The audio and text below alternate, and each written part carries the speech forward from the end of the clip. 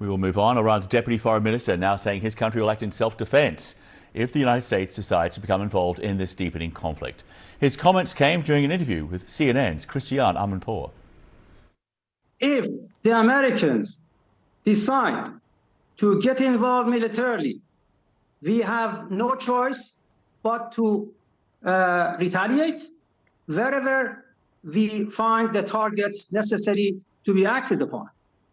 So that is clear and simple, because we are acting in self-defense. If another country joins the fight, so that is another instance for our self-defense. You do not expect Iran to not use its right of self-defense based on Article 51 of the UN Charter. Dina Esfandiari is a lead analyst on the Middle East for Bloomberg Geoeconomics, and she joins us this hour from Istanbul in Turkey. Thank you for taking the time to speak with us. Thanks for having me. So the US president has made what could be considered a maximalist position when it comes to Iran. Here he is. Listen to this. Very simple. Unconditional surrender. That means I've had it. Okay, I've had it. I give up. No more. Then we go blow up all the all the nuclear stuff that's all over the place there. And the Iranians, as we just heard, in their public statements at least, appear to be taking a hard line, warning the US against direct involvement, saying they will continue to fight on. So is this just all tough talk from both sides at this point, or is this truly where things stand right now? I actually think it's a little bit of both. I think the two countries are taking maximalist positions because that's the best way for them to try and deter the other from escalating. And the problem is with the Trump administration, it's really difficult to tell where his red lines are, what he's aiming for. After all, he was in talks with the Iranians to get to an agreement when the airstrikes started. And now he's pushing for, capitulation from Iran's part. If you're sitting in Tehran, it's a really difficult situation to be in. It's hard to read, and you really don't know what the president is going to do next. And from the Iranians' point of view, they're talking about they have a right to self-defense. They're warning the Americans that they will strike out. They will target American interests. There's about 40,000 US troops in the region who are clearly vulnerable to some kind of Iranian strike. But beyond that, it seems Iran is not a military threat directly to the United States.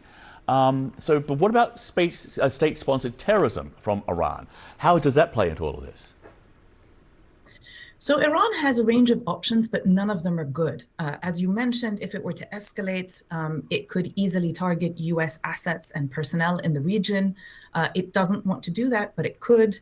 It could target regional energy infrastructure. It doesn't want to do that as well because it has new relationships with the Gulf Arab states that it doesn't want to jeopardize. It could potentially close the Straits of Hormuz. That's something that it's been threatening for many years. But again, if it does that, it's a little bit of an own goal. The other option that it would have had before, but has less recourse to now, is drawing on its partners, its proxies in the region. But after 18 months of Israeli onslaught, these partners have been weakened and are somewhat frustrated because they feel as though Iran has abandoned them. So it won't be that easy to get them to step up. Yeah. Earlier this week, you talked about the confusion coming from the White House and their ultimate goals here. We heard that Donald Trump was hoping to set up the meeting with the Iranians, for this last-minute diplomatic agreement. The Iranians themselves have been talking about a ceasefire, but not now, it seems. I want you to listen to the Deputy Foreign Minister talking to CNN. Here he is. We are not begging for anything. What we are saying is that stop this aggression, then we will have time to do whatever needed. As long as the aggression continues, as long as this brutality continues, we cannot think of engaging. So it seems that this is now a much harder line compared to what we were hearing earlier in the week. But why are they taking a harder line, given their weakened position militarily? Well, because again, if you're sitting in Tehran, you're stuck between a rock and a hard place right now. From your perspective, this is a surprising turn of events. You were engaged in negotiations with the Trump administration. When Israel started striking at Iran, there was already another meetup planned 2 days after in Oman to continue the negotiations. And now you're facing missile attacks from Israel and potentially attacks from the US, even though you had already agreed to talks. So this idea that we'll attack you, return to the talks, from Tehran's perspective, it doesn't quite make sense. I think what's likely to happen is that they will take a hard line for a while. It's going to be hard for them to capitulate. And the only instance that I foresee Iran giving in is really if things get a lot worse. But if they get worse, they'll get worse for everyone, not just for Iran. There's also this disagreement over how close Iran actually was to developing some kind of nuclear weapon, actually weaponizing it, putting it on a missile and being able to deliver it. The Israelis obviously say they were close. The US president now seems to be moving towards that position. At this point, does it really matter? Or is this just a good opportunity for the Israelis to take out the nuclear program because of Iran being so weakened? So I think that first it's really important to highlight that US intelligence only a few months ago reassessed that Iran actually hadn't gotten anywhere near developing a nuclear weapon, had given up the military aspects of its nuclear program back in 2003. So yes, Iran had amassed a lot of the raw materials needed to make several bombs, but there were still several steps left for Iran to actually get to weaponization. So the idea that Iran was close, I think that was a useful pretext. Because as you mentioned, it was a good opportunity. From Israel's perspective, Iran was weakened in the region. It was weakened domestically because of rising discontent and protests and the economic situation.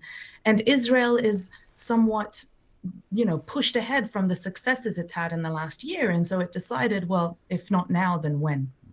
There's also this possible goal of regime change and the assassination of the supreme leader. The nephew of Ayatollah Ali Khamenei, who lives in exile, believes that's not a good idea. It won't work. Here he is. Will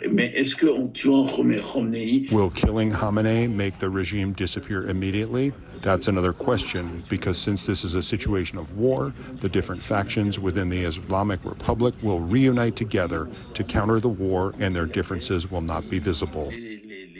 He goes on to say that just another supreme leader will be chosen immediately. So at this point, is it possible to force regime change externally? Or is that only really possible when the demand and the momentum is homegrown? I think a change of the Iranian system has to come from within. There are no instances where, when it's been imposed from outside, it's led to success. In the past, anytime Iran has been attacked, there's been a huge rally around the flag effect. In the face of an external enemy. And while discontent continues, it gets pushed aside temporarily so that Iranians unite, feel a sense of nationalism, and really just coalesce in order to tackle the external enemy. That's likely to happen here, and it's likely to worsen the longer these attacks continue and the more images of death and destruction are shared in Iran. The regime change will just not happen at the hands of Israel's bombs.